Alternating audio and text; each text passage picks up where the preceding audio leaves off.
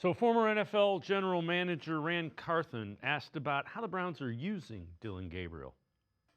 Do you think it's better that sooner rather than later that they kind of let Dillon Gabriel, let it rip and see what you got? I know we're kind of sort of playing it safe right now, but I mean, the quarterback situation there is tough. So don't you want to see Dillon Gabriel, see him kind of try and stretch the field sooner rather than later? I'll say it this way, and I don't know if I'm exactly answering your question, but I will say it this way. Them not doing so tells us what they think. Okay.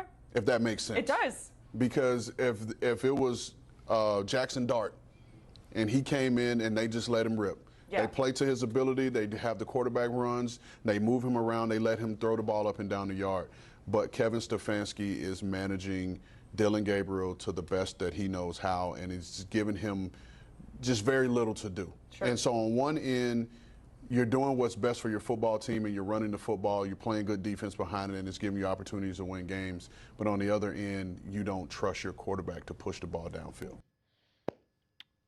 Again, Lance, that's a former NFL GM, and I think it's an interesting perspective, one that I didn't necessarily think of, but hearing him say it, I'm like, yeah, I can't argue with that.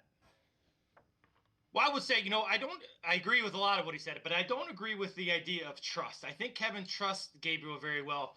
Gabriel has not shown the ability to do these things. Now, I think Kevin's got to look at himself and say, how do we maximize the short passing game? Do we run RPOs more?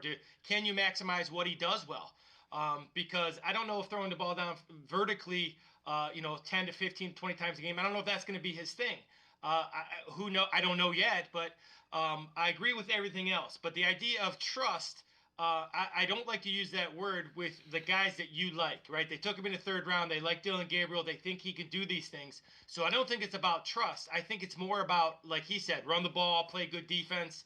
And then obviously he's had some issues and Judy's had some issues, and they don't have anybody behind Judy. So does that go into everything that we've talked about? Absolutely. But I don't think it's about trust. Everything else I really agree with. And again, you're talking about guys who do this for a living, so I always respect their opinion. But as a coach, I don't like to think my players that I don't trust them. I want them to know I trust them. I'm trying to do what's best for them.